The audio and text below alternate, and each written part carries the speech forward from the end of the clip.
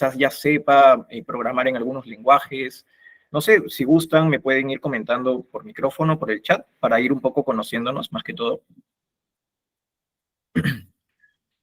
Bueno, ya yo Sí. tengo experiencia en programación de hace mucho tiempo atrás.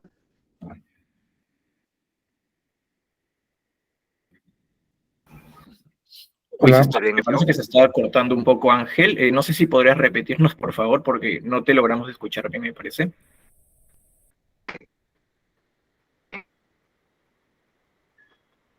¿Aló? Sí. Aló, Ángel. Ajá, ¿me escucha bien? Ya, ahora parece que sí se escucha bien. Sí, es que estoy llamando desde Venezuela, pues es que aquí la señal es muy débil. Ah, ok. Eh, ¿Nos ok, decías, Ángel, no, que entonces? yo le informaba que yo tengo experiencia en programación, pero en lenguajes más antiguos. Hace mucho tiempo que no programo, entonces me hablaron de este lenguaje Python y bueno, me interesó y estoy tomándolo para ver qué, digamos, novedades me ofrece en este entorno. Pero ya tengo Ah, algo de ok. experiencia en esto. O sea, yo soy Ok, graduado en computación. ok, genial. Ok, Genial. Muchas gracias, Ángel, bueno, por lo que nos acabas de compartir. Aquí veo también algunos mensajes. Dice, por ejemplo, Johan, que ya sabe programar en MATLAB y CLab. Ok, muy bien. También vemos por aquí que algunos ya saben programar en lenguaje C, Visual Fox Pro, ok. Fortran, Turbo Pascal, C++. Hay algunos que sí, por ejemplo, Sandra, que nos menciona que no sabe nada de Python. C Sharp, MATLAB, ok, quiero aprender desde cero. Ok, chicos, muy bien. Bueno, como les comentaba, ¿no? Este curso está enfocado para aprender desde cero. Así que quizás los que tengan ya un poquito de experiencia, ya sepan un poco lo que es la programación, quizás van a sentir que estas primeras clases se les va a parecer un poco quizás lentas o un poco fáciles para ustedes, porque vamos a ir desde el inicio, ¿no? Por ejemplo, lo que son los tipos de datos, ¿no? Los datos de tipo numérico, los datos de tipo texto, cómo manejar las variables, cómo manejar los condicionales, etcétera, ¿no? Vamos a ir aprendiendo desde cero para ir todos en un mismo nivel. Yo soy analista de datos de SQL Power BI, ok, muy bien. Ok, genial. Listo, chicos, vamos a empezar entonces. Creo que también me preguntaban por aquí si es que vamos a tener que instalar algún entorno. Esto les voy a comentar más a fondo en unos minutos, pero les voy adelantando que el entorno de programación es libre, ¿ok? Cada uno va a poder usar el entorno que más se le acomode. Algunos, si gustan, pueden usar, por ejemplo, lo que es Visual Studio Code. Si gustan, pueden descargarse el entorno de Anaconda, ¿ok? Pueden usar el editor de Spider, por ejemplo. Me parece que Andrea también estaba mencionando al inicio que ella se siente más cómoda con Jupyter Notebook, ¿verdad? Creo que estaba comentando por ahí. Muy bien, él es, claro, es bueno también. Pero comentarles que si bien cada uno puede usar el entorno que más se le acomode, en esta clase lo que vamos a usar es el Google Colab. ¿Por qué? Porque es un entorno donde prácticamente no se requiere ninguna instalación, ¿ok? No va a ser necesario descargar nada. Simplemente será necesario tener una cuenta de Google. El blog de notas se puede, dice Noel. Si a ti te gusta programar en blog de notas, pues adelante, ¿no? Aunque no creo que sea la mejor opción, la verdad. Para instalarlo en las cámaras, dice, del CMD. Claro, desde el CMD también lo pueden hacer, pero para eso también se tienen que descargar el software de Python, ¿verdad? Pero como les comentaba, lo que vamos a usar ahora en esta clase va a ser Google Colab, donde lo único que necesitan es tener una cuenta de Google, acceden al Google Drive y desde ahí pueden, bueno, de hecho sí van a tener que instalar, pero no localmente, sino remotamente en la nube. Todo es el PC, ¿verdad? No sé a qué te refieres, Andy, con todo es el PC. A lo que me refiero es que este programa lo van a poder usar sin necesidad de instalar nada en sus computadoras, ¿ok? Es decir, van a tener acceso desde cualquier computadora a su cuenta de Google, ¿no? Más que todo. Ok, eso es lo que les voy adelantando. Ya más adelante voy a enseñarles cómo poder ingresar a esta plataforma. Muy bien. Listo, a ver, voy a compartirles entonces la pantalla para ver un poco acerca de una pequeña introducción aquí que tenemos preparado. A ver, denme un minutito, por favor. Tema 1, por aquí está. Ahí está. ¿Me confirman, por favor, si se puede ver? Aunque no puedo ver el chat, me parece, desde aquí. Me confirman, por favor, si se puede ver ahí. Bien. Sí, sí, se ve. Ok, genial. Listo, chicos, gracias. A ver, vamos a presentar aquí. ¿Ya está, creo? Sí. Muy bien, como les mencionaba anteriormente, Arnold, el tema 1 de este curso, vamos a ver un poco lo que es la introducción y un poco lo que son los tipos de datos que podemos encontrar en Python. Y al final también vamos a ver un poco de manejo de variables, ¿ok? A ver. Muy bien. Primero que nada, explicar un poquito de qué se trata la programación, ¿ok? Básicamente, más que todo, la programación vendría a ser el proceso, ¿ok? De crear un conjunto de instrucciones que le dicen a una computadora cómo realizar una tarea específica, ¿no? Es una definición muy básica que posiblemente ya todos conozcamos, todos tengan quizás ahí una pequeña noción. Simplemente es darle a la computadora un listado de instrucciones que el procesador lo va a ir leyendo de manera secuencial, ¿verdad? Es decir, de arriba hacia abajo.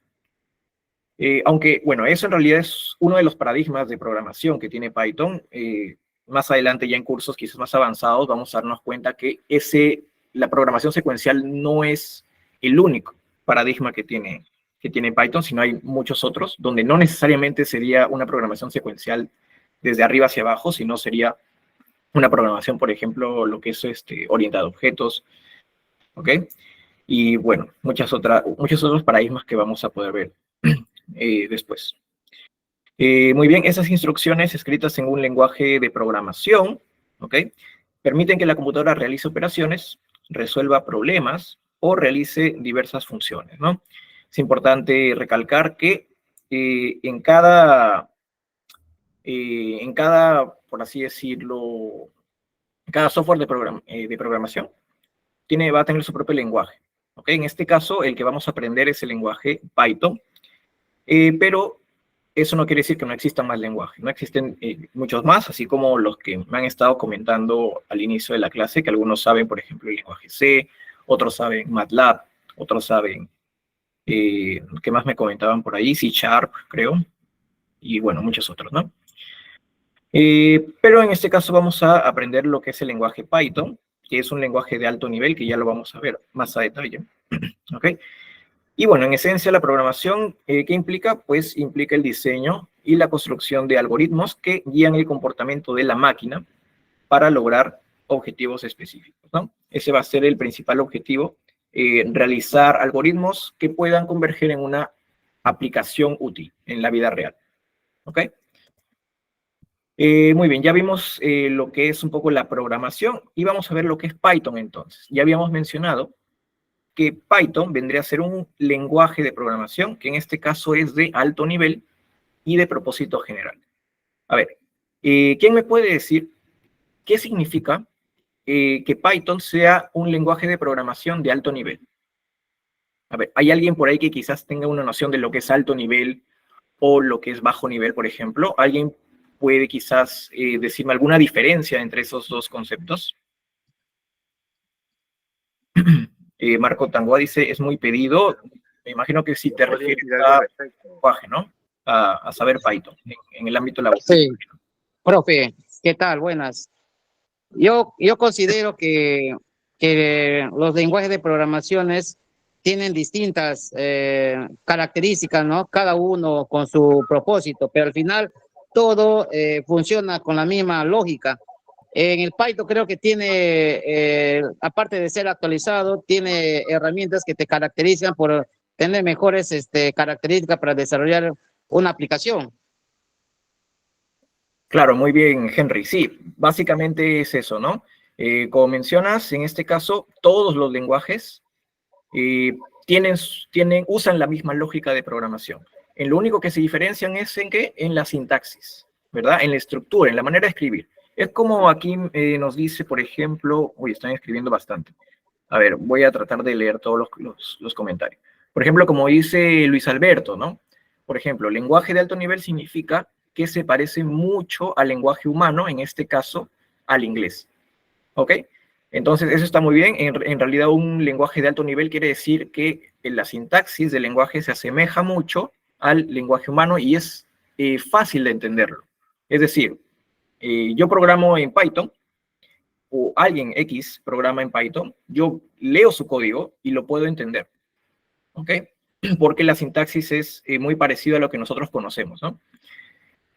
Sin embargo, los lenguajes que son de bajo nivel es prácticamente todo lo contrario.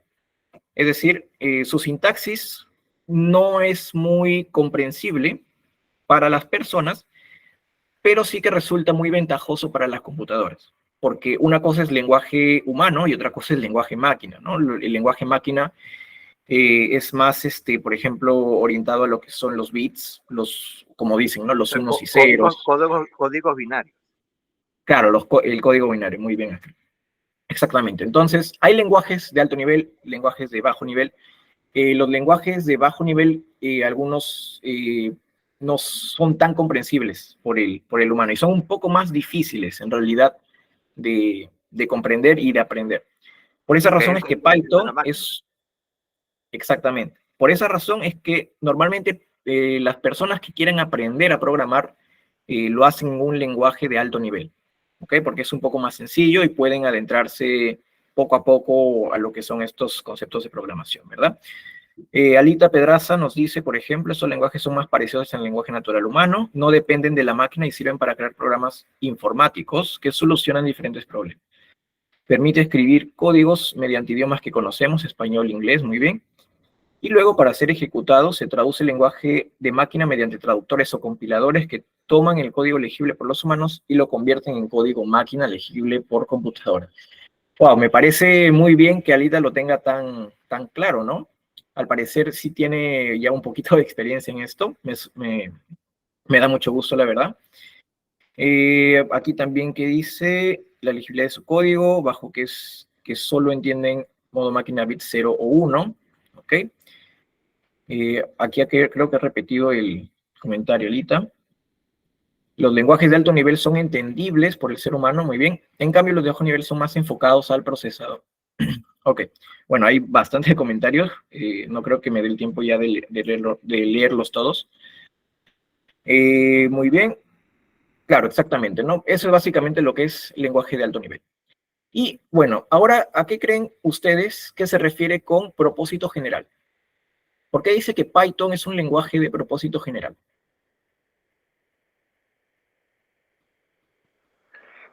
Porque se puede utilizar para muchos tipos de problemas, digamos, matemáticos, problemas administrativos, problemas educativos, de cualquier índole se puede aplicar el Python. Claro, muy bien. Eso es lo que significa, ¿no? Lo que es propósito general. Y eso lo tiene Python y quizás también lo tengan algunos otros lenguajes, pero por ejemplo hay lenguajes de programación que son enfocados a una rama en particular, ¿no? Por ejemplo, que me comentaba aquí que alguien sabía MATLAB. MATLAB vendría a ser un lenguaje de programación que es enfocado a lo que es el cálculo numérico, por ejemplo, ¿no? Computación numérica y todo ese tipo tiene ese tipo de enfoque. Por ejemplo, el lenguaje que se llama, por ejemplo, JavaScript, vendría a ser un lenguaje más enfocado a lo que es programación web, ¿verdad? O como HTML, CSS, ¿verdad? Enfocado a la programación web, como dice Noel. Por ejemplo, tenemos otro tipo de lenguaje de programación que se llama R, o que se usa en RStudio, que vendría a ser un lenguaje que es enfocado a todo lo que es cálculo estadístico, ¿verdad?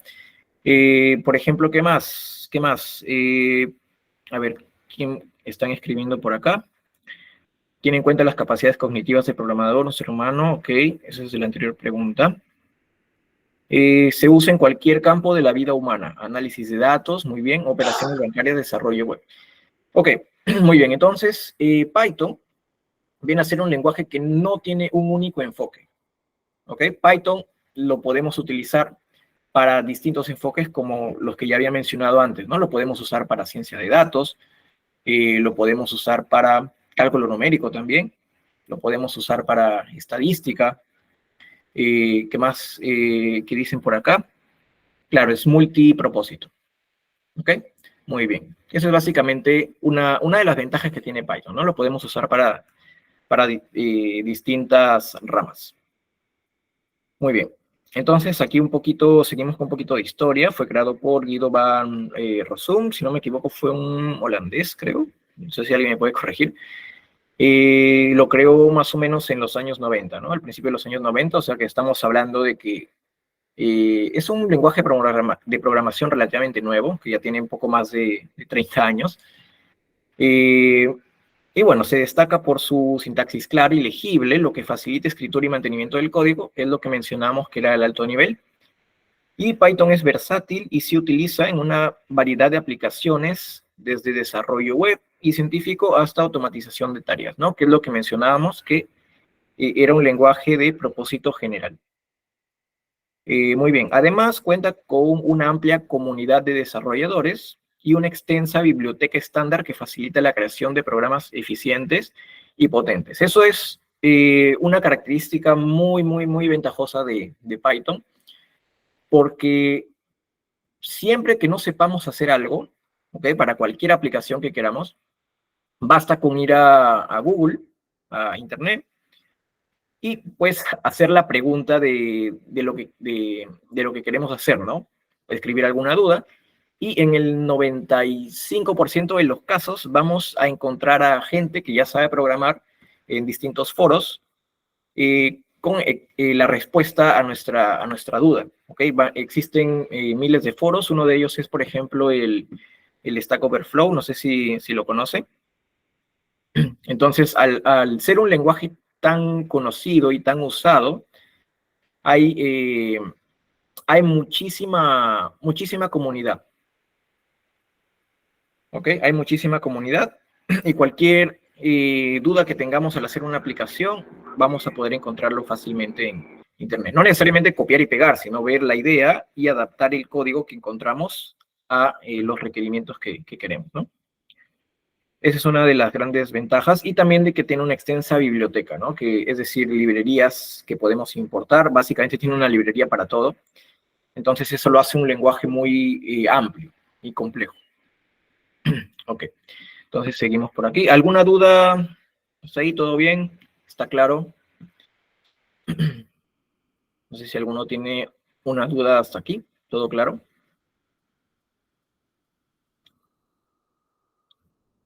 Sí, me parece que Cintia está levantando la mano por ahí. Sí, sí, Cintia, dime.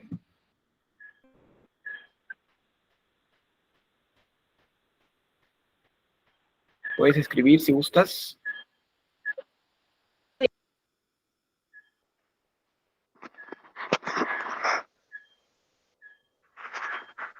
No se te escucha bien, me parece.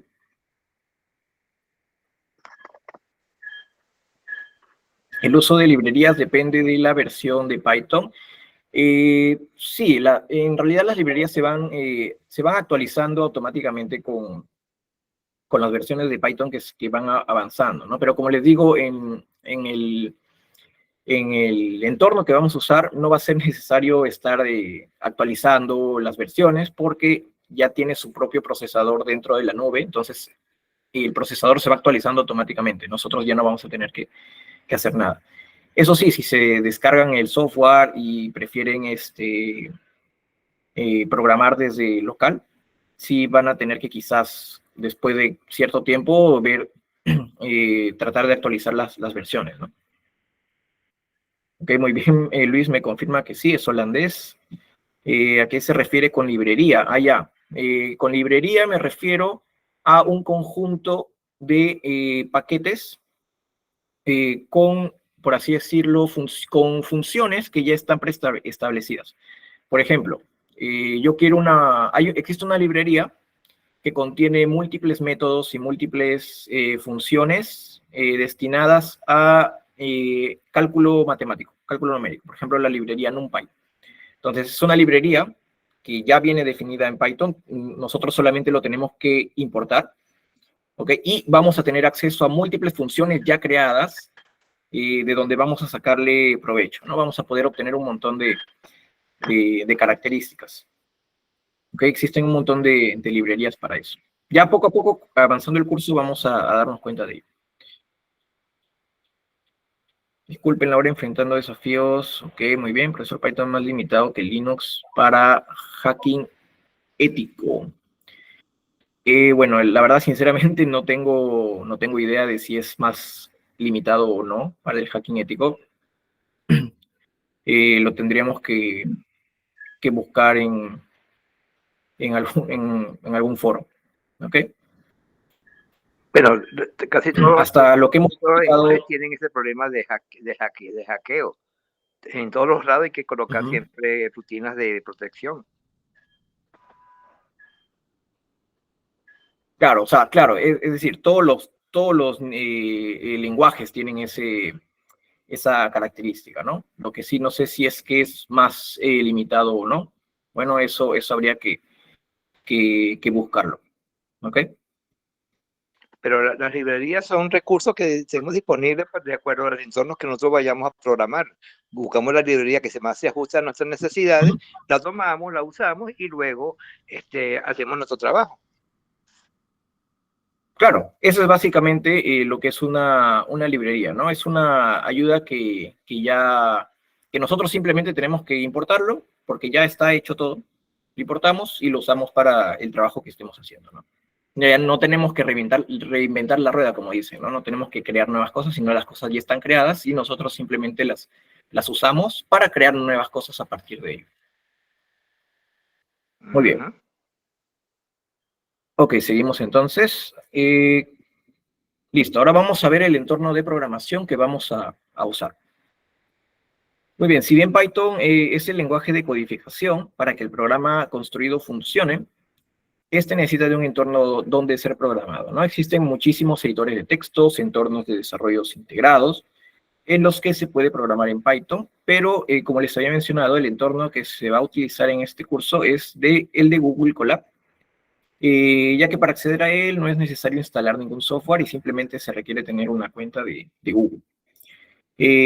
Esta plataforma, al igual que, por ejemplo, el Jupyter Notebook de Anaconda, es un entorno que va a estar basado en notebooks, donde se podrá combinar celdas de texto y de código para tener un mejor orden en los trabajos que se realicen, ¿no? Entonces, quiero confirmar, por favor, si todos tienen cuenta de Google. Va a ser necesario para usar al menos esta plataforma. Me imagino que si están aquí en Meet es porque sí tienen una cuenta, ¿no? Claro, Okay. profe. Entonces, Creo que el que menos ya está acá sabe lo que es un Google, no deben de ser poner eso. disculpa, Henry, ¿no te entendí bien? Creo que todos los que están acá presentes, todos tienen ya cuenta Google, eso es obvio. Claro. Muchas gracias por recargarlo. Listo. ¿Qué más? Ya, entonces, me imagino que pueden entrar a Google Drive, ¿verdad? ¿Todos saben lo que es Google Drive?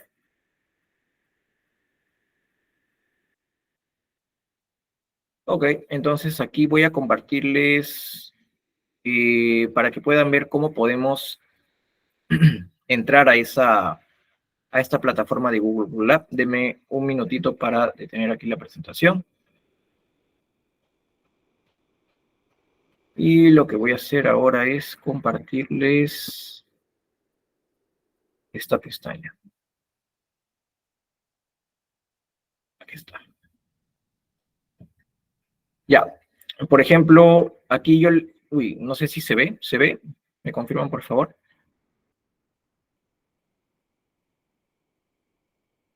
Ya, esta es mi plataforma de Google Drive. Todos pueden crear su propia carpeta. Yo, por ejemplo, he creado aquí esta carpeta que dice ITEC Python. Muy bien. Entonces, en esta carpetita que podemos crear aquí en el Google Drive, podemos crear archivos de Google Colab, ¿ok? Lo primero que vamos a hacer es darle aquí a nuevo. Vamos a ir aquí donde dice más. Y en este caso, yo ya tengo instalado lo que es el Google Colaboratory. Ven aquí que tiene un signo de, como que de una C y una O naranja. Pero quizás muchos de ustedes no lo tengan todavía. Entonces, simplemente para poder tenerlo aquí, vamos a darle clic donde dice conectar más aplicaciones, ¿ok? Le damos aquí donde dice conectar más aplicaciones. Y aquí donde dice buscar aplicaciones, simplemente escribimos, ¿no? Colaboratorio. ¿Ok?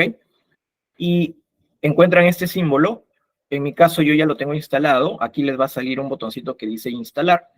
No se les va a instalar en su máquina, sino simplemente se les va a instalar en su mismo almacenamiento de Google, ¿no? De la nube. Entonces le dan instalar, esperan, no creo que demore mucho, serán algunos segundos nomás. Y ya van a tener acceso a esta opción que dice Google Colaboratory. Esto solamente los que quieran usar esta plataforma, como ya les mencioné, si gustan pueden usar cualquier otro tipo de programa para programar.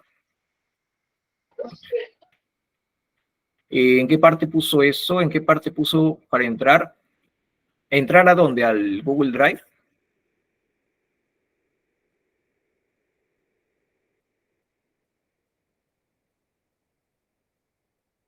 Al Cora. Ah, ya. Tienes que ir aquí nuevo. ¿Ok? Nuevo. Más. Y seguramente aquí, si es que no lo has instalado, no te va a aparecer esta opción de Google Colaboratory, pero tienes que instalarlo en la nube, ¿no? Es decir, tienes que ir acá donde dice conectar más aplicaciones. Y aquí buscas. Aquí te va a aparecer un buscador. Simplemente escribes acá Colaboratory. Y esta es la opción que vas a tener que tú instalar. Vas a darle clic acá a instalar y esperas unos segundos y ya va a estar.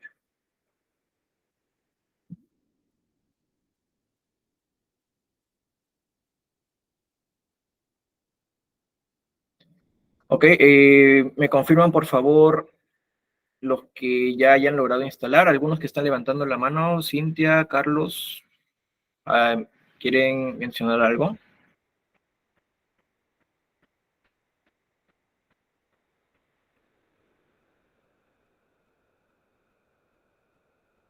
Ok, genial. Me parece entonces que no hay ningún problema. Todos ya tienen... Ah, ya, repite el proceso. Dice nuevamente, ok. Una vez más voy a repetirlo. Estamos aquí en Google Drive.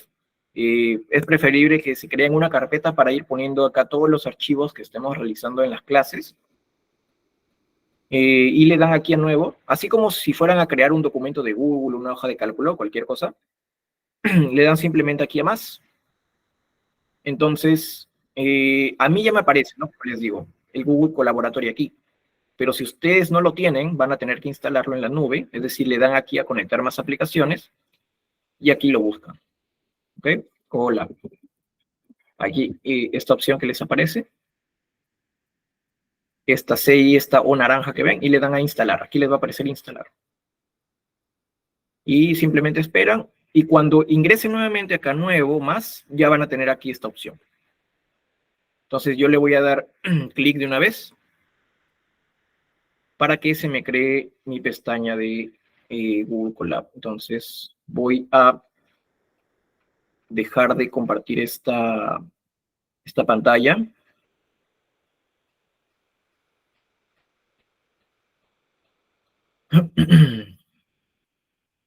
Si utiliza el Visual Studio Code no hay problema, ¿cierto? ¿O habrá alguna diferencia con Google Colab? No hay ningún problema. Como ya les mencioné, pueden usar el programa que ustedes deseen.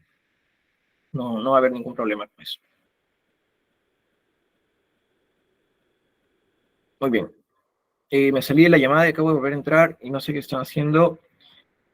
Ah, ya, voy a colocarle aquí en el chat. Ingresar a Google Drive. Ingresar a Drive. Conectar con más aplicaciones. O sea, le dan a nuevo. Conectar más aplicaciones.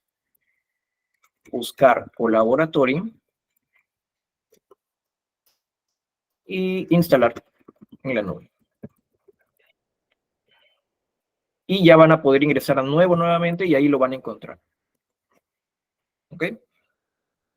Sí, no estoy mostrando ahorita la pantalla, solamente que aquí quería colocarlo en el chat para aquellos para que se quede ahí, ¿no? Y lo puedan ver y lo puedan instalar. Ya.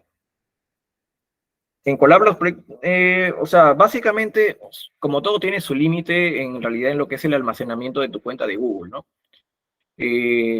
Porque en nuestra cuenta de Google, ustedes saben que tenemos un almacenamiento gratuito de hasta 15 gigabytes. Entonces, dependiendo, ¿no? Qué tanto pese el archivo, siempre va a haber un límite de esos 15 gigabytes, a menos que paguemos un plan. ¿Ok? Pero sí, es como si fuera cualquier archivo en realidad, como si fueran fotos, videos, tiene su propio peso en bytes. Muy bien, entonces yo ya le había dado crear un Google Colab y voy a compartirles aquí esta ventana que se acaba de abrir en mi pestaña de Google. Ahí me confirman si se ve, por favor. Esto es lo que vamos a ver, a visualizar. ¿Ok? Vamos entonces a ver un poco de las partes que podemos explorar aquí. Ya.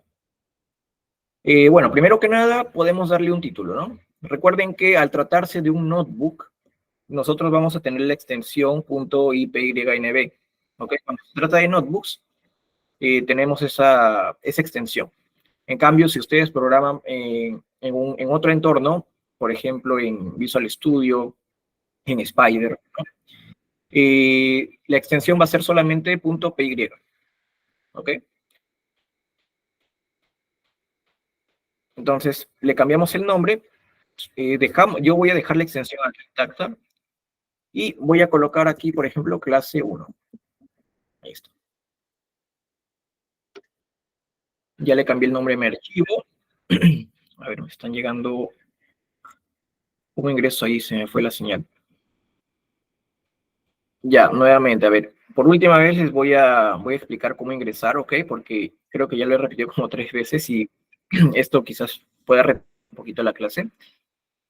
A ver, una última vez voy a dar esa explicación. Tenemos aquí. Ok. Ahí están viendo.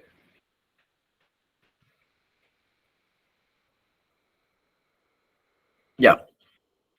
Yo estoy aquí en mi cuenta de Google Drive.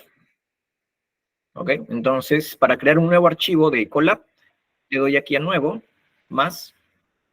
Y yo al principio no voy a tener esta opción que dice Google Colaboratorio. Ok. Entonces le dan a conectar más aplicaciones y lo van a tener que instalar en la nube. Esperan un rato aquí, buscan Colab. Este icono que ven acá de una C y una O naranja, le dan instalar. Ok, esperan unos segundos y ya van a poder encontrarlo aquí. Ok, simplemente dan clic en esta opción y se les va a crear esta pestaña que ustedes estaban viendo antes, ¿no? Que me parece que ahora sí ya todos pueden ingresar con normalidad.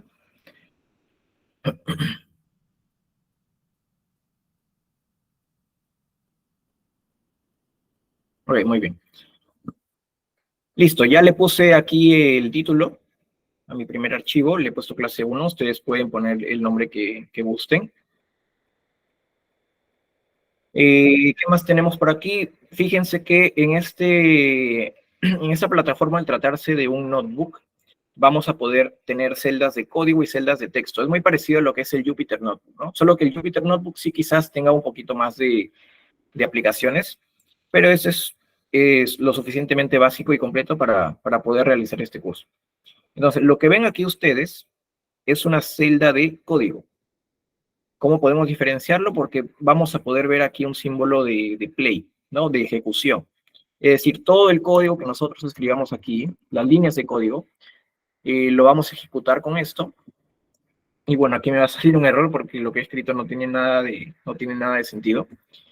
La primera ejecución siempre demora un poco porque tiene que conectarse al servidor y todo eso, ¿no? Entonces, aquí me sale un error, por ejemplo. ¿Ok? Simplemente, si me sale esto, por ejemplo, yo puedo cerrarlo acá, darle la X y ya está. Entonces, estos son celdas de código. Yo también puedo crear celdas de texto. O sea, si le doy acá, creo celdas de código. Si le doy aquí, creo celdas de texto.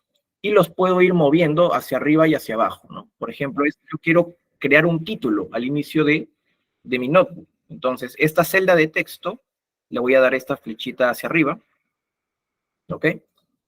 Y voy a poder escribir. ¿Ok? Por ejemplo, no sé, clase 1, Python básico. Ahí está. Como ven, ya he creado un pequeño título en mi cuaderno de trabajo, por así decirlo. También le puedo dar formato, por ejemplo, lo resalto y le doy aquí en negrita, ya está. O si lo quieren en un formato de título que se vea más grande, ¿ok? Solamente va a ser necesario colocar aquí un numeral y le dan un espacio por acá. Y ya vamos a poder tener el texto en formato de título. ¿Qué quiere decir en formato de título? Que vamos a poder desplegar todas las celdas que están por debajo de este título que vemos aquí. Es decir, si yo le doy aquí a esta flechita, vemos cómo estas dos celdas que están debajo se contraen, ¿no? Aquí. Entonces, esa es una ventaja para tener nuestro código más ordenado. Por ejemplo, yo aquí creo otra celda de texto. No sé, por ejemplo, tipos de datos. Tipos de datos. Nuevamente lo pongo como título, es decir, le pongo un numeral acá. Y debajo de esto voy a poder poner más celdas de código. Entonces tengo aquí un bloque, el primer bloque que es este y el segundo bloque que es este. Aquí tengo dos celdas ocultas y aquí tengo una celda oculta. ¿Ok? Esa es un poco la ventaja que podemos, que nos ofrecen los notebooks para trabajar con él y podamos tener un mejor orden cuando hagamos algún trabajo, ¿no? Hasta ahí todo claro. ¿Alguna duda hasta ahí de cómo manejar lo que son las celdas de código y celdas de texto? Todo bien, ¿verdad?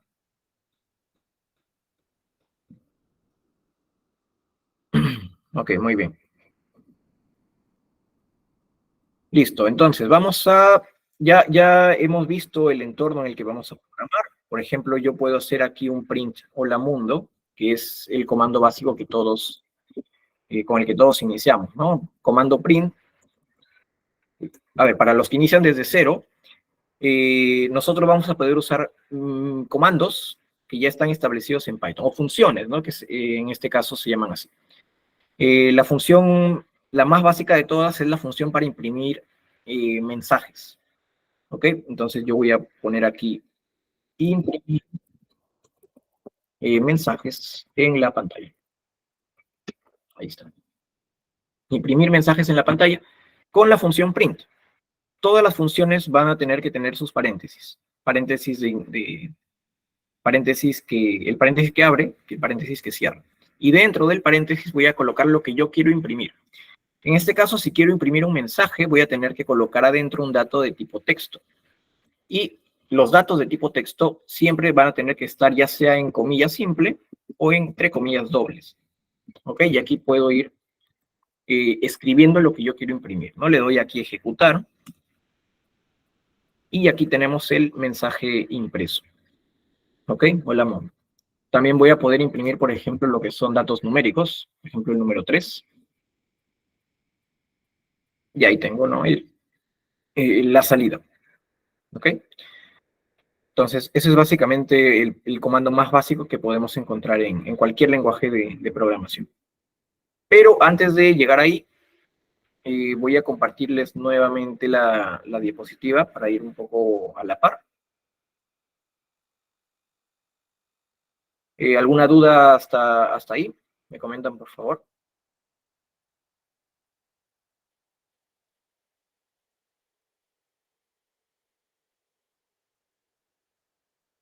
Parece que está todo claro.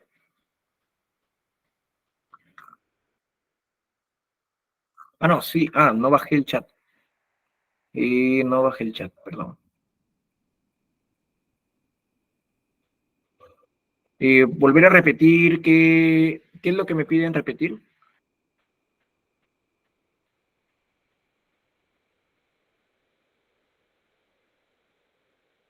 Ah, lo del print. ¿Cómo puso clase 1? Ah, ok. Nuevamente. Estoy aquí. Ya está. ¿Cómo puse esto de acá? Pues simplemente añadiendo una celda de texto, ¿no? Por ejemplo, yo estoy aquí en este código, en esta celda, perdón, y le doy aquí añadir celda de texto, ¿no? Añadir celda de texto, y yo escribo, por ejemplo, clase 1. Ahí está, clase 1. Entonces, si quiero que esté en un formato de título, simplemente le coloco un numeral. Le coloco un numeral adelante, va a ver que su color va a cambiar, y aquí en la derecha vemos que el texto ha crecido, ¿no? Es un preview de lo que podemos ver. Entonces, con esto ya vamos a tener que tenemos este texto en formato de título. Si lo quieren mover para arriba, en esta flechita, yo lo voy a poder trasladar, tanto para arriba como para abajo. Y todas las celdas que hayan quedado debajo de él, las voy a poder contraer de esta forma. A excepción de los otros títulos que son estos de aquí, por ejemplo, ¿no? Entonces, si quiero eliminar esto, simplemente le doy aquí a este bote de basura y ya eliminé mi celda. No sé si ahí quedó claro quién me había preguntado.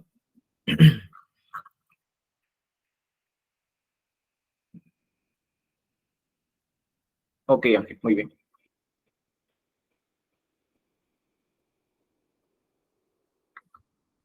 ¿Cómo se pone numeral? Shift y el 3, pues, ¿no? Así como dice Gabriela, Shift y 3. Profesor, buenas noches. ¿Puedo hacer en el propio celular también? No es recomendable programar en celular porque es un poco más tedioso, ¿no? Pero bueno, si no tienes otra opción en este momento, pues no veo que haya problema porque esto es una interfaz. Bueno, yo nunca lo he usado en celular, para ser sincero, porque normalmente se programa en una computadora o laptop. No estoy seguro si se podrá, la verdad. Imagino que sí, no sé.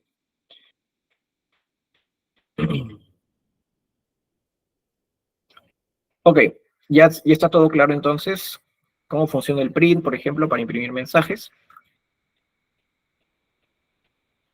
Ok, sí, claro, es tedioso, ¿no? Estar programando en celular no tiene no se tiene mucha comodidad.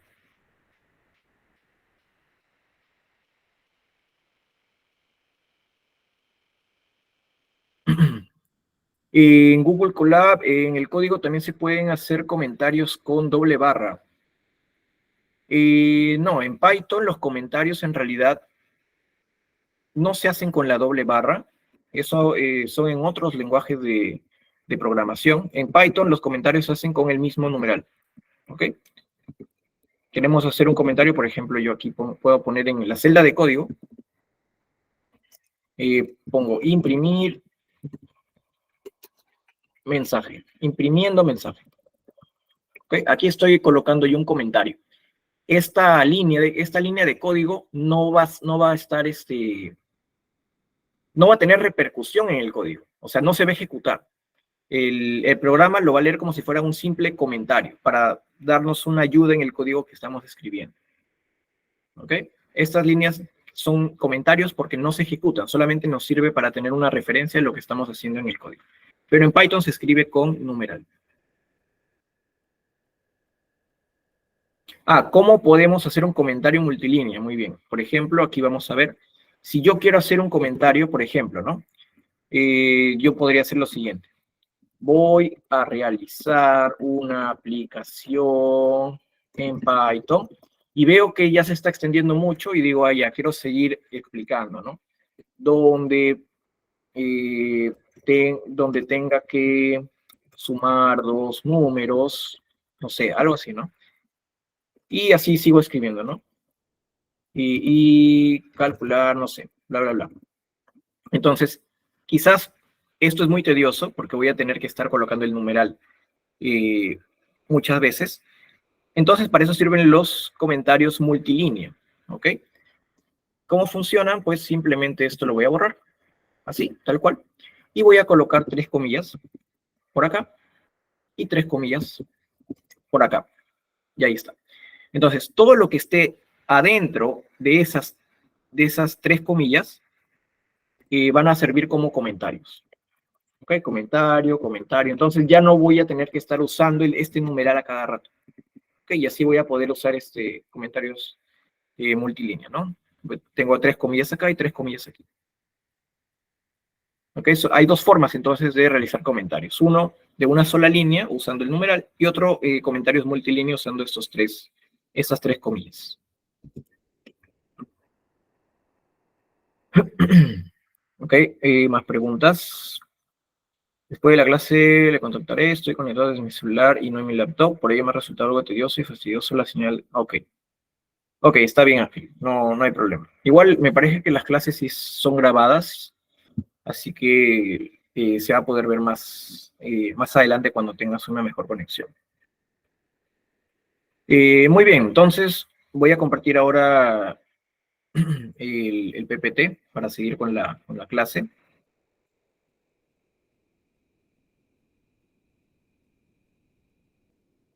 Aquí estamos en tema 1. Ya está.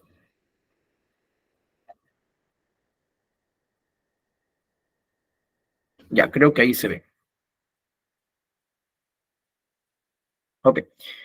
Ya hemos visto el entorno de programación. Y ahora vamos a ver un poco lo que son los tipos de datos. Los tipos de datos más básicos que podemos encontrar en Python son los siguientes, ¿no? Que podemos ver aquí. Los datos de tipo entero, o también llamados int, que viene del inglés integer, ¿no?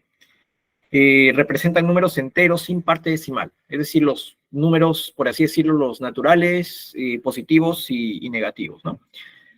El 1, el 2, el 3, el -1, el -2, ¿no? Sin decimal.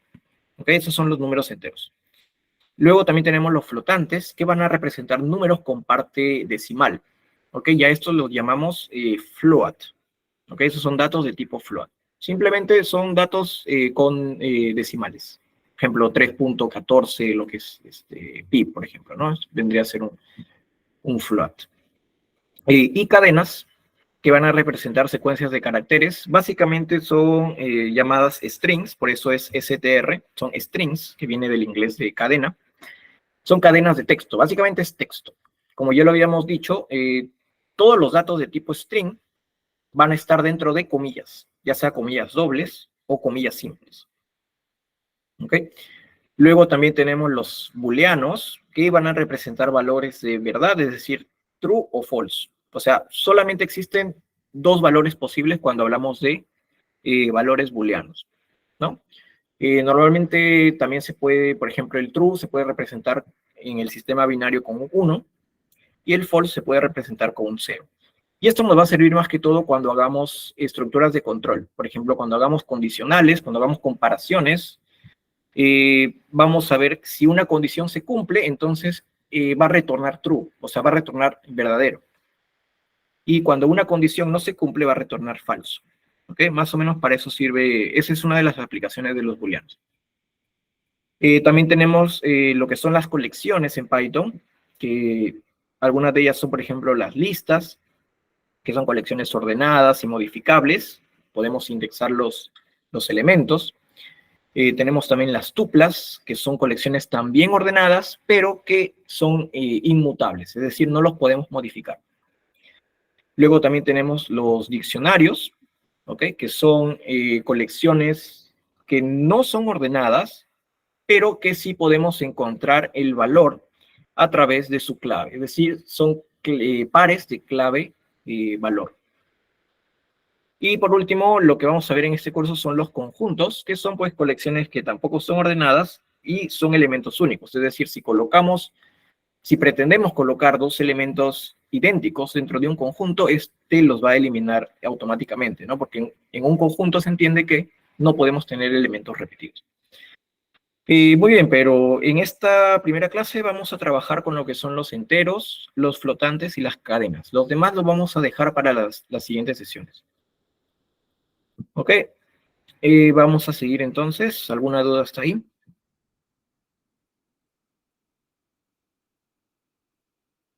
Vamos a hacer algunos ejemplos entonces con los tipos de datos. Allá, después vemos las variables. Entonces, voy a ir nuevamente al Colab. Sí, Flor, me dices que te perdiste. ¿En qué parte específicamente quisieras reforzar un poco la explicación?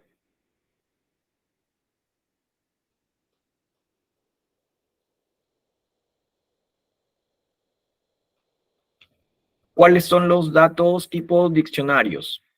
Ya, mira, ese tema lo vamos a ver, me parece, en la clase 4. Sí, en la clase 4. Pero te puedo adelantar un poco. Un diccionario es básicamente como si fuera una lista de varios elementos, pero cada elemento va a representar un par, ¿ok? Y cada par va a tener una clave y un valor. Por ejemplo, ¿por qué se llaman diccionarios? Porque, por ejemplo, tú tienes un diccionario de inglés-español y tú quieres buscar el significado de una palabra en español, quieres traducirlo al inglés. ¿Qué haces tú? Por ejemplo, quieres traducir la palabra perro. Buscas en tu diccionario, ¿verdad? La palabra perro y ves que su traducción al inglés es dog. Entonces, ¿cuál vendría a ser tu clave ahí? Tu clave sería perro. ¿Y cuál sería tu valor? El valor sería dog. ¿Ok? Ahí tienes un par. ¿Ok? El par sería perro, dog, que equivale a clave, valor. Entonces, eso es básicamente un diccionario. Vamos a tener varios elementos donde cada elemento es un par de clave y valor. Entonces, por ejemplo, tú tienes un diccionario donde las claves son, por ejemplo, los números 1, 2, 3, 4, 5, y los valores son los números, pero escritos en texto, 1, 2, 3, 4, 5. Entonces, tú quieres acceder, por ejemplo, al elemento 3, que está escrito en texto, entonces vas a buscarlo por su clave, que es el número 3, ¿no? Y vas a poder acceder a ellos, no mediante el orden en el que están ubicados, pero mediante el valor de la clave. ¿Ok? Básicamente es eso. Ya lo vamos a ver más a detalle cuando lleguemos ahí.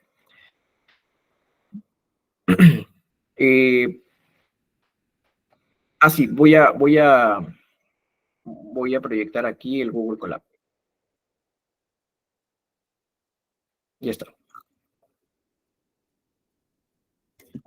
Muy bien, creo que ahí todos estamos viendo, ¿no? Listo. Entonces, tenemos por aquí tipos de datos. Voy a empezar colocando, por ejemplo, lo que son los tipos de datos enteros. ¿Ok? Enteros.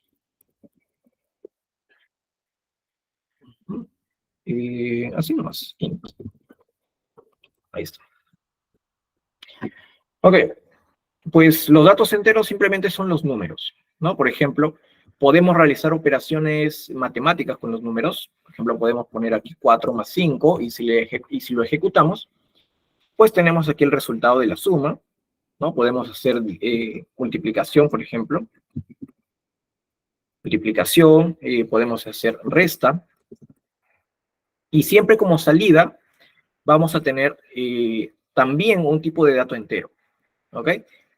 Salvo que el tipo de operador sea, en este caso, la división, ¿no? Porque, como bien sabemos, si nosotros dividimos aquí 4 entre 5, la salida ya no va a ser un número entero. Fíjense que la salida nos ha dado 0.8. Entonces, esto ya sería un número decimal. Es decir, el tipo de dato de este sería un float. ¿Ok? Muy bien. Entonces, eso es básicamente, no hay más ciencia en lo que son los números enteros. Podemos meterlos dentro de un print también, que no hay ningún problema. Por ejemplo, yo quiero imprimir 4 más 5. ¿No? Ahí está. Y en pantalla se va a imprimir el siguiente dato. ¿Ok? Listo, no creo que se pueda hacer más en realidad con los números por ahora. Vamos a ver el otro tipo de dato que son los floats. ¿Ok? Voy a darle aquí. en este caso serían decimales, ¿no? Decimales.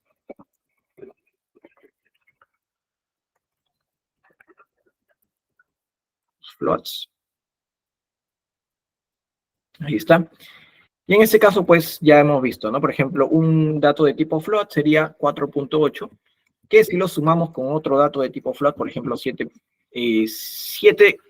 aquí yo estoy colocando, por ejemplo, el número 7, pero una vez que yo coloco punto 0, el programa ya está asumiendo, deduciendo, que este es un tipo de dato float, ¿ok? Así su decimal sea 0, esto lo va a manejar como si fuera un dato de tipo float. Entonces aquí voy a tener el resultado, ¿no? Al igual que los números enteros, voy a poder realizar cualquier operación matemática, ya sea la suma, ya sea la resta, ya sea la multiplicación y también la división. Ahí está. ¿Ok? Vemos que aquí ya tiene muchos más decimales, ¿no? Por ejemplo, otro operador que me he saltado es el del residuo, por ejemplo. Veamos el residuo, por ejemplo. ¿A qué se refiere con el residuo? ¿Qué pasa si yo hago lo siguiente? Hago 8, y hago 2 barritas y 3. ¿Qué voy a tener de resultado aquí? 2. A ver, ¿quién me puede decir por qué me salió este resultado 2?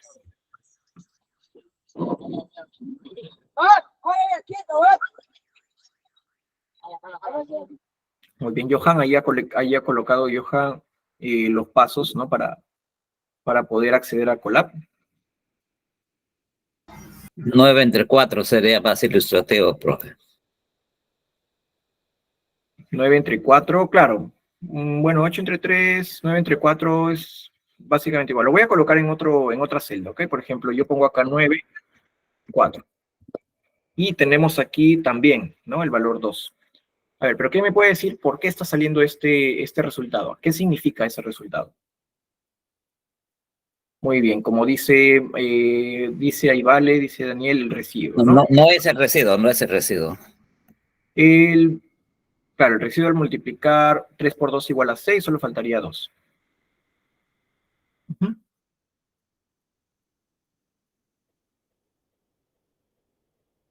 Pero 2 por 4 es 8, faltaría 1. Claro, ¿no? En este caso no sería el residuo Pero como lo que dice Ángel. faltaría es decimal. Es residuo, sí, exactamente. Es decimal y el decimal lo omite, lo ignora. Claro, el residuo, ¿cómo lo podemos sacar? Con este operador de aquí, me parece.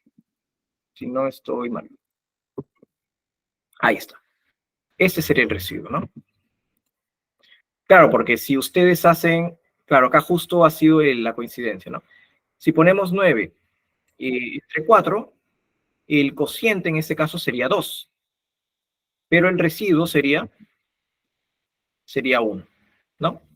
Entonces, es muy distinto hacer una división con esta raya diagonal que hacer una división con doble raya. Porque cuando hacemos la división con raya diagonal, vamos a tener el valor correcto, es decir, con todos sus decimales. Pero si lo hacemos con 2 rayas, solamente vamos a tener el valor entero. ¿Ok? Solamente vamos a tener el valor entero. Y para calcular el residuo lo hacemos con este operador de porcentaje. ¿Ok? Muy bien.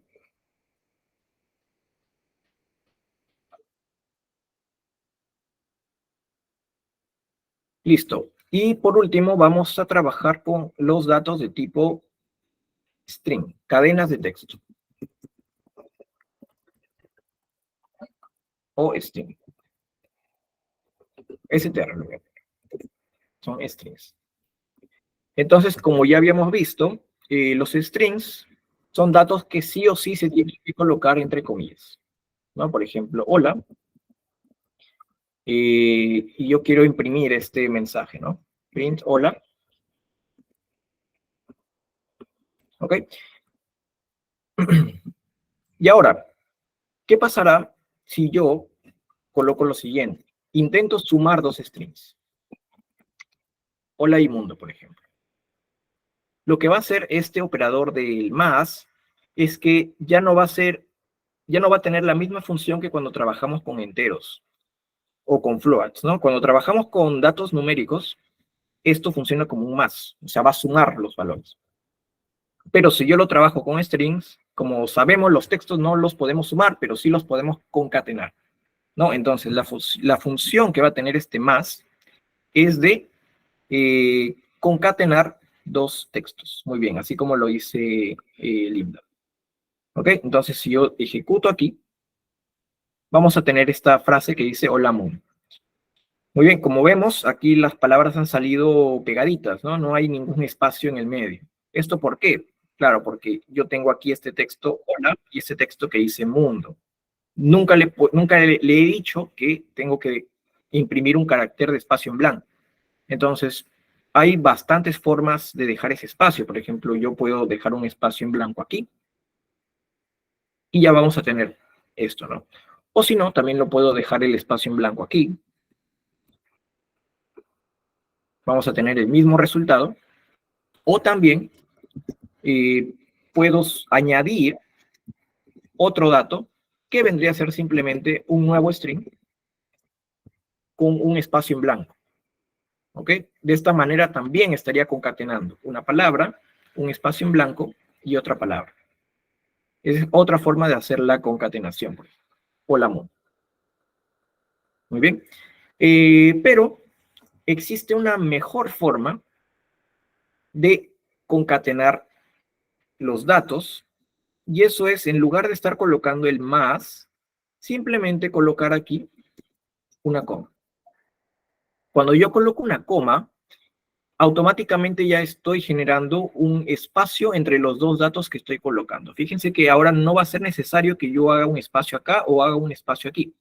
Cuando yo coloco la coma, automáticamente se va a generar un espacio en blanco. ¿Ok? Esa es una de las utilidades de colocar la coma. Pero otra de ellas es que con la coma yo voy a poder concatenar datos de distintos tipos. ¿Ok? Es decir, voy a poder concatenar un dato de texto con un dato de número y no voy a tener ningún error. ¿Por qué les digo esto? Porque imaginemos que yo quiero imprimir lo siguiente. Mi número es, ¿verdad? Y esto lo quiero concatenar con una variable, con un dato de tipo entero, por ejemplo, ¿no? Mi número es 3. Yo quiero hacer lo siguiente. ¿Okay? Aparentemente, yo estoy intentando concatenar esto, ¿no? Pero si lo ejecuto, me voy a dar cuenta que me voy a encontrar con un error. Porque aquí me dice, solamente puedo concatenar strings con strings, es decir, textos con textos. Es imposible concatenar un string con un número entero. No me lo va a permitir, ¿verdad? Porque ya hemos visto que este símbolo, cuando trabaja con enteros, actúa como un operador de suma, pero cuando trabaja con textos, actúa como un operador de concatenación. Entonces, como aquí lo estamos haciendo trabajar con un dato de tipo texto y con un dato de tipo numérico, va a entrar ahí en una confusión, ¿no? No vas a saber si va a concatenar o va a sumar, ¿ok? Entonces, para eso sirve también la coma, ¿no? Por ejemplo, yo coloco la coma aquí, ya no voy a necesitar ese espacio, entonces ya no va a importar si este dato es de tipo texto y que este dato sea de tipo numérico, los va a concatenar sin problemas. ¿Ok? Entonces, para las aplicaciones que vamos a ver después, donde vamos a tener la necesidad de imprimir un mensaje y los datos sean de distinto tipo, va a ser mucho mejor hacerlo con la coma. ¿Ok? Esa es una de las ventajas.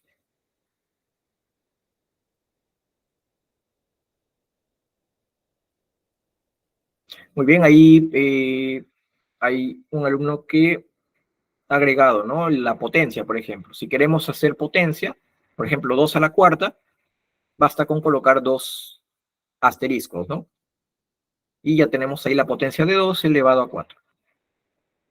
¿Qué más? Vemos por aquí los comentarios. Era la pregunta de Maricielo, ¿no? En caso de la potenciación. Ahí está. Si pongo el 3 entre comillas, sí sale, pero junto. Claro, pero si pones un 3 entre comillas, ahí está la diferencia, mira. Si ponemos un 3 entre comillas, me imagino que te refieres a esto, ¿no? ¿Así? Ya, en este caso, este 3 ya no sería un dato del tipo numérico. Este 3 va a ser un dato de tipo texto, ¿ok? Es diferente tener el 3 con comillas a tener el 3 sin comillas.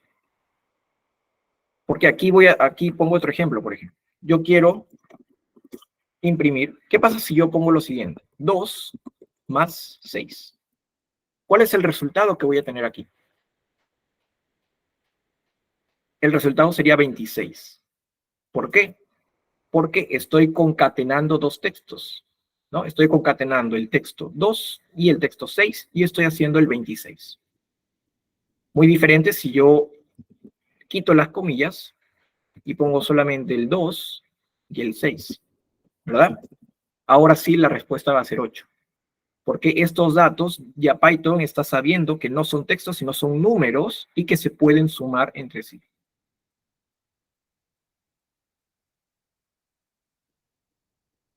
Todo lo que va entre comillas se convierte en dato tipo texto. Muy bien, exactamente. Y también hay funciones que nos van a permitir transformar datos de tipo texto en números. Pero obviamente el dato de tipo texto tiene que ser un número, ¿no? Un número en forma de texto. No sé si me dejo entender. Porque si es un texto va a ser imposible, ¿no? Claro, también hay funciones para transformarlos en str. En realidad hay una función, por ejemplo, que se llama, que justo le vamos a ver también en la otra clase, pero ya les voy adelantando aquí. Por ejemplo, la función int. Con esta función vamos a poder transformar un texto en número. Pero obviamente no puedo hacer esto, ¿no? O sea, va a ser imposible transformar esta cadena en un número, porque no tiene sentido, ¿no? En cambio, si yo coloco el 3, de esta forma, voy a hacer que esta ejecución me dé como resultado el número 3, pero ya en formato entero. Lo mismo con la función string, str. Por ejemplo, yo coloco aquí 34, no sé. Entonces, si yo ejecuto esto, este 34, que actualmente está en formato en número porque no tengo las comillas, lo va a transformar en un string. O sea, lo va a transformar en un dato que ya tiene comillas. Ok, pero eso lo vamos a ver ya en las otras clases, no se preocupen. Entonces, esas son algunas de las funciones.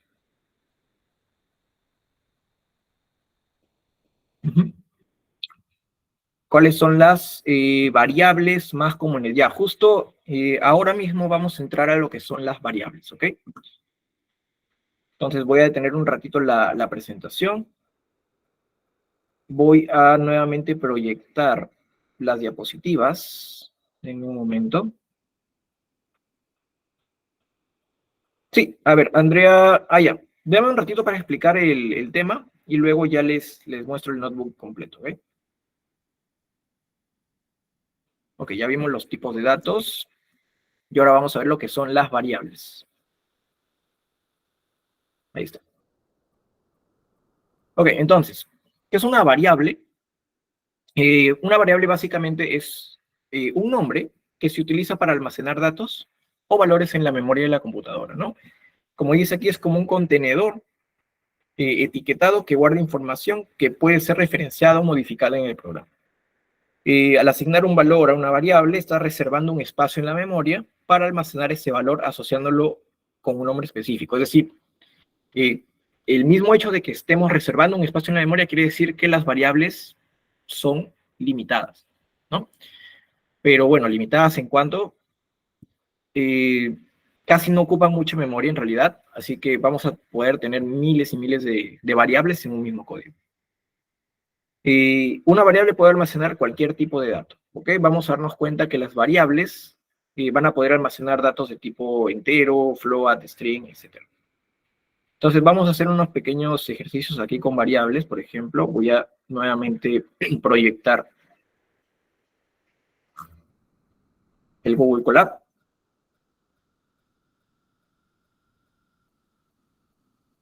Allá. ¿Qué función podría tener usar la función entero para luego poner un número entre comillas? Eso lo vamos a ver en otra clase. Nos vamos a dar cuenta que cuando, por ejemplo, hagamos inputs, o sea, datos ingresados por el usuario por teclado, y nos pidan ingresar un número, cuando ingresamos, por ejemplo, el número 3, ese dato automáticamente, todo lo que ingresemos, va a estar en formato de texto. Todo lo que ingresemos. Pero si ese dato que hemos ingresado lo queremos usar para realizar alguna suma con él o alguna multiplicación, no lo vamos a poder hacer si es que sigue siendo en formato texto. Para eso sirve el int, ¿no? Para transformar ese texto a un número y poder realizar operaciones con él.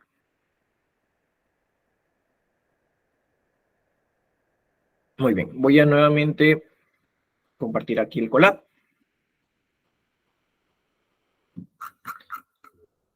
A ver, ahí está. Si gustan pueden ir tomándole una captura.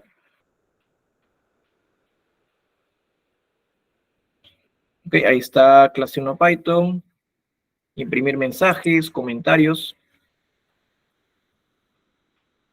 Ok. Aquí también hemos visto lo que son los tipos de datos. Enteros, decimales, operaciones, ¿no? División con decimal, división del cociente, el residuo, cadenas de texto, cómo concatenar con la coma, cómo concatenar con el más. Y bueno, eso sería todo hasta ahora. Entonces, ahora vamos a ver lo que son las variables. Y con este tema ya estaríamos cerrando esta sesión. Voy a colocarlo como título. Entonces, habíamos dicho que las variables son contenedores prácticamente. O sea, un contenedor que, valga la redundancia, va a contener un dato. Por ejemplo, yo voy a crear mi variable y el nombre de mi variable va a ser mensaje. ¿Okay? Entonces, a este mensaje, a esta variable que he creado, le voy a asignar con este símbolo igual. Este símbolo igual me va a servir para asignar valores a una variable. Entonces, yo voy a poder decir lo siguiente. Mensaje es igual a hola. ¿Ok?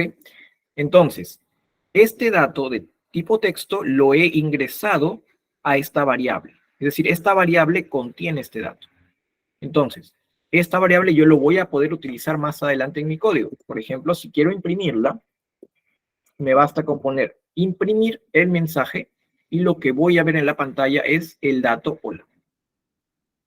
¿Ok? Si yo cambio, por ejemplo, el dato aquí, le pongo hola mundo acá, e imprimo el mensaje, nuevamente me va a imprimir el dato que está contenido dentro de esa variable mensaje. ¿Ok? Lo mismo, por ejemplo, si quiero usarlo para un número, ¿no? Por ejemplo, 5. Puedo imprimir aquí el número 5. Pero lo recomendable es que cuando nosotros creemos variables, le pongamos un nombre que tenga que ver un poco con el tipo de dato que estamos utilizando. Por ejemplo, si queremos una variable que guarde un número, puede ser recomendable poner, por ejemplo, que la variable se llame número. ¿Verdad? Tenemos ahí número. La idea es que nosotros podamos recordar el nombre que hemos puesto en nuestras variables para no estar buscándolos a cada rato, ¿no? Por ejemplo, yo quiero imprimir una suma de dos números, entonces pongo aquí número 1, por ejemplo, y número 2. Creo dos variables ahora. 9. Entonces, yo puedo imprimir la suma del número 1 más el número 2. ¿Ok? Y voy a tener aquí el 14, ¿no? Porque estoy sumando justo el 5 y el 9. Ahora, muy importante, cuidado con crear variables que tengan un espacio en el medio, ¿ok? Esto no se va a poder. Cuando creemos una variable no tiene que haber ningún espacio en el medio del nombre de la variable. En todo caso, si quieren verlo, en lugar de poner un espacio, podrían poner un guión bajo, de esta forma, ¿no? Para poder representar de que es otra variable, ¿no? En lugar de poner el número 1, por ejemplo, voy a poner un número así, otro número. Entonces, esa es una forma de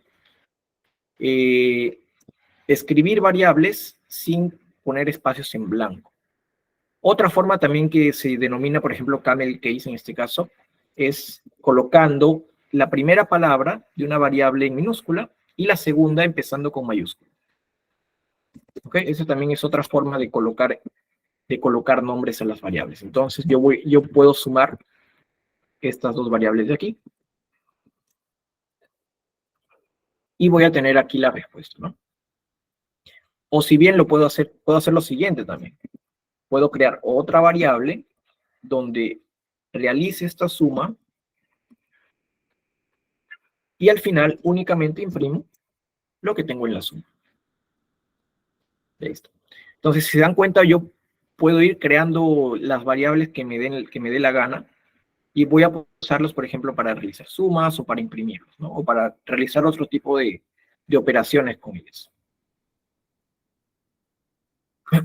Ok, ¿qué dicen por acá? No es necesario colocar el tipo de dato. No.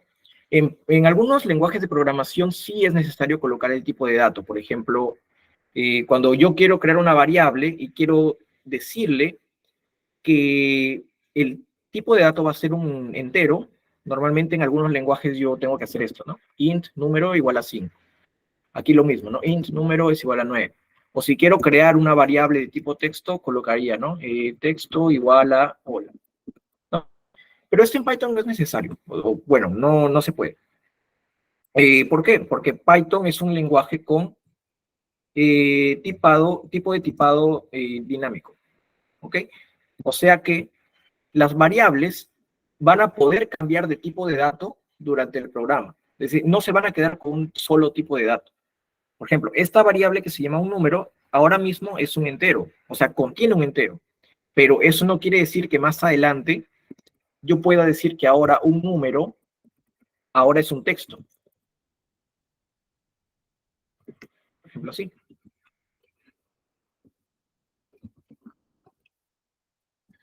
¿Ok? Vean que primero yo le metí un dato de tipo numérico, que es el 5, y luego más abajo yo le metí un tipo de dato de texto. Y no ha generado ningún error.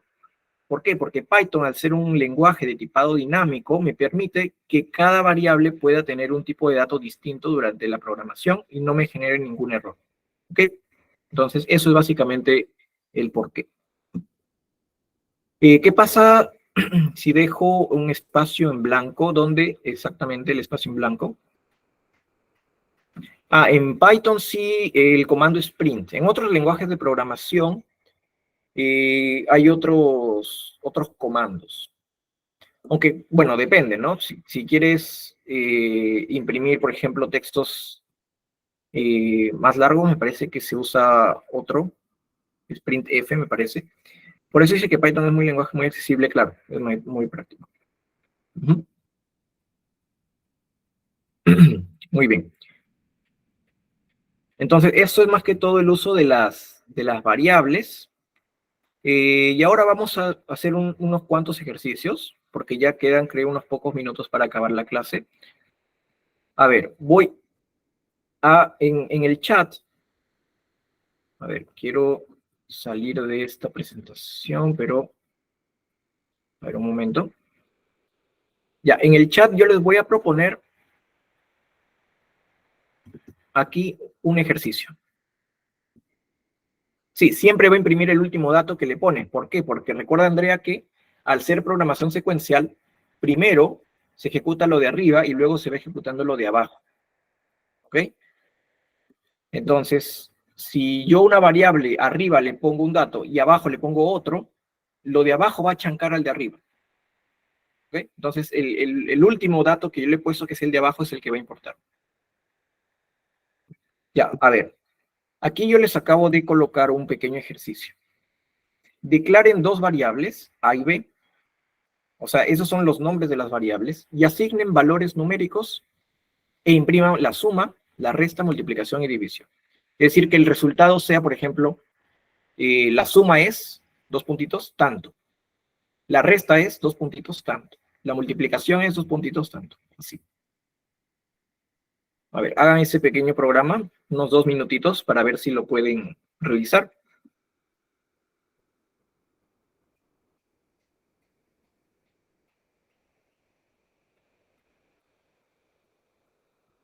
Verdad, no sé si... creo que pueden copiar y pegar el código aquí, mejor, para no estar perdiendo tanto tiempo en que me compartan pantalla. Solamente copian y pegan el código acá. Lo copié aquí en el chat, está el ejercicio. Declaren dos variables, A y B, asignen valores numéricos e imprimen la suma, resta, multiplicación y división.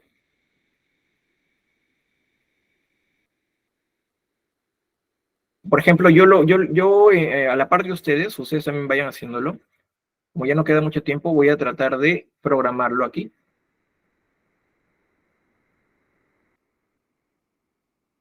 Claro, así como Ángel lo acaba de hacer, ¿no? Print A más B, A menos B, muy bien. O si lo quieren hacer más completo, así como lo hizo Frank, ¿verdad? Voy a copiar lo que acaba de escribir Frank para colocarlo aquí en el código, a ver si funciona.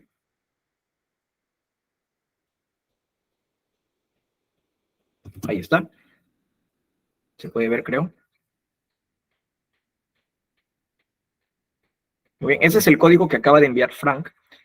Ha asignado A igual a 8, B igual a 4. Ah, otra cosita que me había olvidado de decirles. En realidad en Python no es necesario colocar los puntos y comas. Si bien en otros lenguajes de programación sí lo es, en Python esto no va a ser necesario. ¿Ok? No va a haber ningún error si lo hace, pero una buena práctica es no colocar estos puntos y comas. ¿No? O sea, no va a haber ningún tipo de inconveniente si no los colocamos. O sea, si en caso colocáramos aquí, sería lógico pensar que aquí también tendríamos que colocar puntos y comas, ¿no? Pero en este caso no va a ser necesario. Y lo que ha hecho Frank en este caso es concatenar esto, ¿no? La suma es A más B. La resta es A menos B. Como hemos visto, lo está concatenando con comas porque esto es un dato de tipo texto y esto es un dato de tipo int. ¿Ok? Y no va a haber problema en generar esta salida, ¿no? La suma es 12, la resta es 4, la multiplicación es 32 y la división es 2.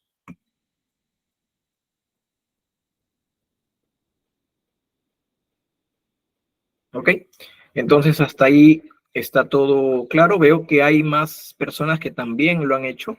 En este caso, por ejemplo, Alita ha nombrado sus variables como num1 y num2. Muy bien, y lo ha hecho prácticamente igual. A y B. Robert también lo hizo bien. Jonathan también. Arturo. Ok, veo que la mayoría de ustedes ya sabe cómo hacerlo, ¿no? Ok, genial, chicos. Entonces, para ya terminar con la clase, ya no nos va a dar el tiempo para realizar los demás ejercicios aquí en clase, pero les voy a mostrar para que le puedan tomar una foto quizás a unos cuantos ejercicios más para que puedan ir practicando y así en la otra sesión me lo puedan mostrar, ¿no? A ver, voy a compartir por aquí.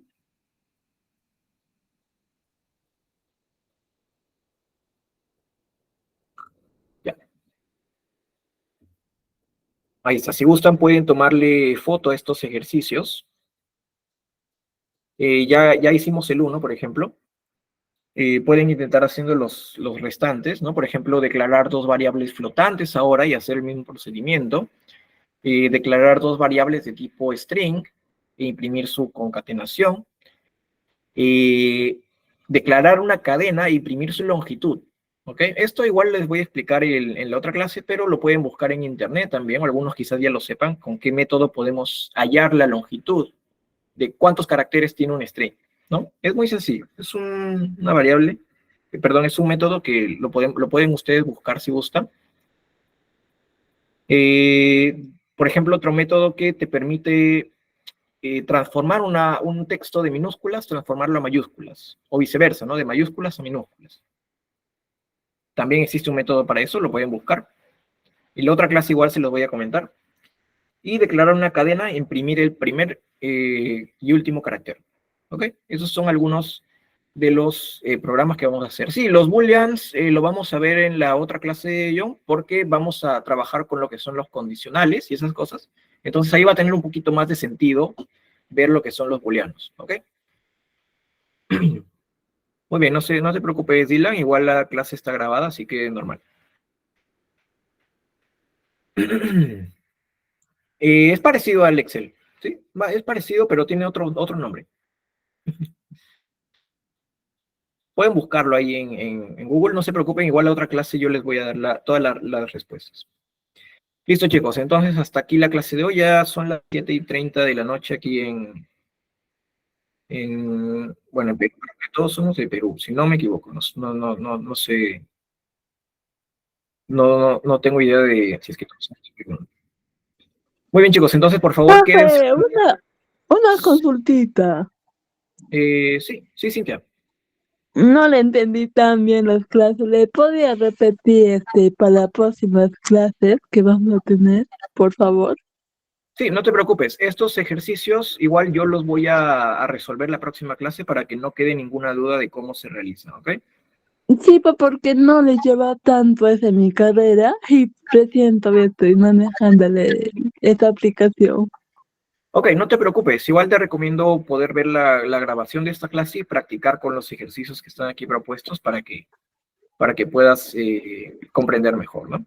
Ya, profe, gracias. Ok, listo, Cintia. Chicos, entonces, hasta aquí la clase de hoy. Por favor, quédense un ratito porque creo que Arnold les va a hacer una pequeña dinámica. Me dijo que iba a tener unos minutitos con ustedes al final. Así que, Arnold, no sé si estás ahí.